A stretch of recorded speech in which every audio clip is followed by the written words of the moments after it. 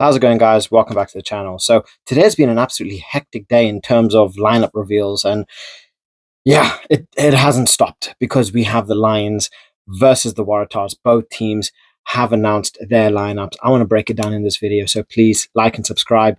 And let's start off. So first up, I want to start off with the Lions, starting off with Pierre Schoeman, Cowan Dickey, and then Finley Bealham. Finley Bealham's an absolute monster. Same thing with Schoeman.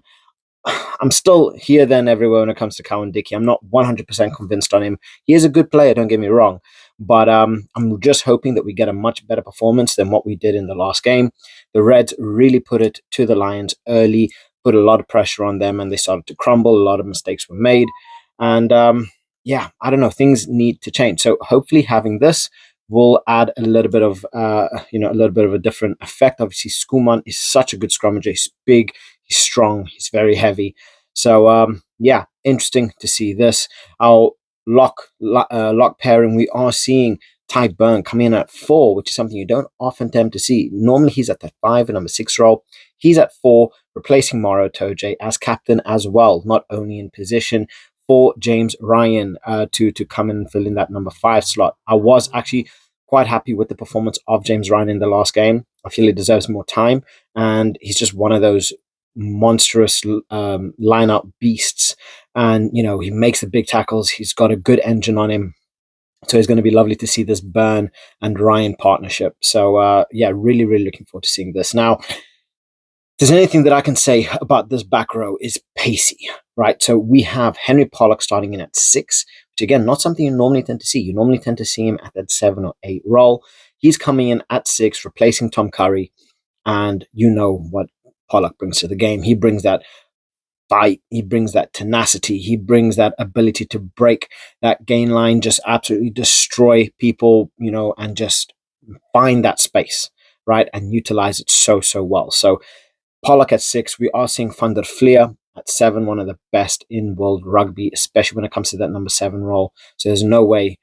I think the only reason Pollock is at 6 is because of the lineup that we do have, because we have Van der Fleer at 7. There's no way Pollock is getting 7 over Van der Fleer. And honestly, I can't see Pollock getting 8 over Ben Earl either. I think Pollock is such a star and such an amazing player, but experience in terms of leadership, in terms of what he's going to end up bringing to the game, this is why I like this. I like this, this back three. It adds that versatility, it adds a lot of pace, it adds a lot of fight and a lot of tenacity. So, they are going to be moving up and down the pitch very, very quickly. I think they want to outrun the Waratahs as much as possible, and then having players like Van der Fleer and Pollock fighting at every single, they're fighting every single thing, any breakdown, any loose ball, they're going to be rocking like their lives depends on it. So yeah, I think we're going to end up seeing this. We are seeing the Northampton duo coming up again in terms of the halfbacks. We're seeing Alex Mitchell and Finn Smith. I thought they were brilliant when they came on in the last game. They have that lovely partnership, and they are also going to work quite well with Pollock as well. Right next to them as such. So it's going to be interesting to see. We are going to be seeing Finn Smith playing that kicking game. He's going to sit back into that pocket, and he's just going to find those little bits of space. He's going to use that kicking game. I can't imagine that we are going to be seeing a very much an up and under game. And they're going to want to be making use of their wingers. They do have Mac Hansen and Blair Kinghorn. Now we're seeing a lot of changes here, especially in positions that you wouldn't normally tend to expect a lot of these players in. So might as well break out into our wings. Blair Kinghorn is at 11. Mac Hansen is at 14. And I can definitely see Mac Hansen there. He's going to be fighting a lot for Tommy Freeman for that space, especially in the when the actual tests come about, because Tommy Freeman has been putting in some big performances, but Mac Hansen is still no joke. He's got quick feet. He understands the game so well. He reads play so well. So it's going to be interesting to see how well he does. But normally, you don't often tend to see Blair Kinghorn at 11. I'm quite surprised with this. I do think Andy Farrell does kind of want to change things up a little bit. It's going to be interesting to see how things play out. But yeah, I can definitely see Blair Kinghorn kind of, because he's such a versatile player, moving into one of the other different spots, especially in the second half when they're going to probably want to make up a little bit of space for someone else. Center pairing, we have the Tuipulotu Hugh Jones partnership. The Huey Palutu partnership is just, I cannot wait for this. This is going to be phenomenal. This is going to be exciting. We have the monstrous ball carrying ability of Tui Palutu. We have that ingenious, mind of Hugh Jones as well. Just that lovely partnership. My favorite partnership of the Lions. And I can't wait to see them absolutely destroy the Waratahs. And then we have Hugo Keenan, as expected, at 15. Monster. I'm not gonna say check him. If you haven't heard of him, go find him. Outside of Thomas Ramos, world's best, world best 15 in in rugby. Moving on into the replacements, we have Dan Sheehan, Ellis Genge, Ty Furlong, Joe McCarthy. These forwards are like what? Scott Cummings, Jack Morgan, baby. No way he's not getting, playing up against the Waratahs. Ben White being called up. Hopefully he's going to put in some good performances. Then Marcus Smith. We are potentially going to be seeing Owen Farrell as well, who I believe has been called up. That's pretty interesting as well. Obviously, I think Andy Farrell wants a little bit more oomph to his game, right? He wants to add a little bit more spice and a little bit more options. So it's going to be interesting to see where and how he plays into this. But yeah, it's going to be interesting. It's going to be very, very interesting. Now, in terms of the Waratahs, I'm not about to say I know a lot. I don't know jack all when it comes onto the Waratahs. I don't really watch Super Rugby that much, but I want to give you guys the squad. If you guys do want to let me know who are the key players, who are the elite players, please do let me know. There is one person that I do know, however, and that's Taniela Tupou, the Tongan Thor.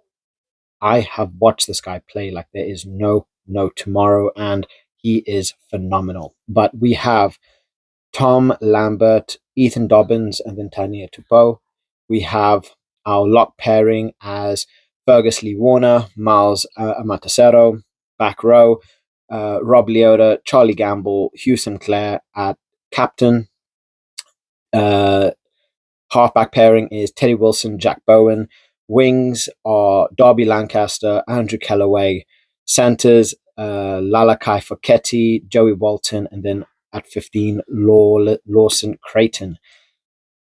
Bench is Marvailanu, Jack Barrett, Daniel Bueta,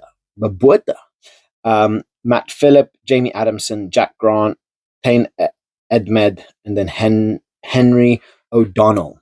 So again, like I say, I am no expert when it comes down to this. I don't really watch Super Rugby, so the only player that I honestly can say that I do know is Taniela Tupou, who I'm pretty certain we are going to be seeing in the tour anyway.